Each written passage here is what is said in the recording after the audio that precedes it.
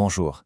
Aujourd'hui, on s'intéresse à Snowview, une plateforme avec une ambition immense, rien de moins que de redéfinir l'économie créative en Afrique et surtout de réparer une injustice qui pénalise les créateurs du continent depuis bien trop longtemps. Et ce paradoxe, il est juste là, sous nos yeux. Pensez-y une seconde, les talents africains sont partout, ils façonnent la culture mondiale. Et pourtant, ce sont souvent les grands oubliés quand il s'agit de récolter les fruits de leur propre travail. C'est fou, non? Comment on en est arrivé là? Eh bien, le problème porte un nom, le bénévolat numérique forcé. En gros, des millions de créateurs sont pris au piège. Ils produisent du contenu génial, mais les plateformes actuelles leur imposent des conditions de monétisation quasi impossibles à atteindre.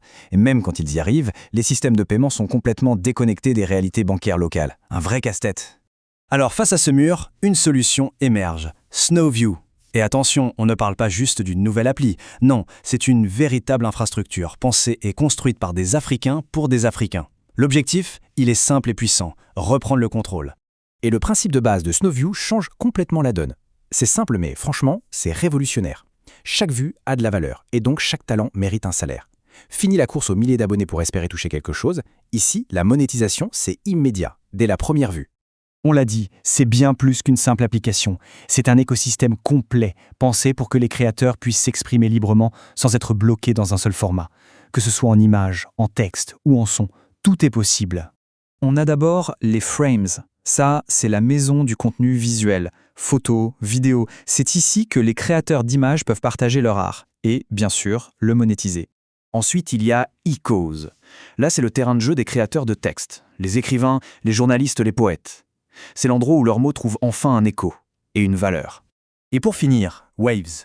Comme son nom l'indique, c'est tout l'univers du son. Musique, podcast, c'est une scène ouverte et immersive pour tous les talents de l'audio. Ok, mais la grande question c'est comment tout ça fonctionne économiquement? Eh bien, le moteur de tout ça, c'est le Snowcoin. C'est la monnaie virtuelle de la plateforme, celle qui alimente absolument tout, les transactions, les vues, les interactions. Et le point crucial, c'est que ce n'est pas de l'argent virtuel sans valeur. Non, chaque Snowcoin a un équivalent bien réel, bien tangible. 5 francs CFA. D'un coup, le revenu numérique n'est plus un concept abstrait, ça devient du concret.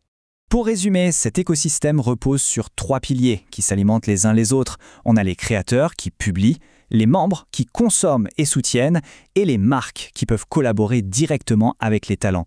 C'est un véritable cercle vertueux. On le comprend bien maintenant, Snowview, ce n'est vraiment pas qu'une plateforme de plus. C'est carrément un moteur économique, pensé pour donner les outils nécessaires à toute une nouvelle génération d'entrepreneurs du contenu. Et l'ambition derrière, elle est immense. Il s'agit de construire ni plus ni moins la toute première économie créative souveraine pour l'Afrique. Un système où la valeur qui est créée sur le continent, eh bien, elle reste sur le continent. Ce qui nous laisse avec cette pensée, cette question qui change tout. Et si finalement, la créativité devenait la nouvelle, la véritable puissance économique de l'Afrique?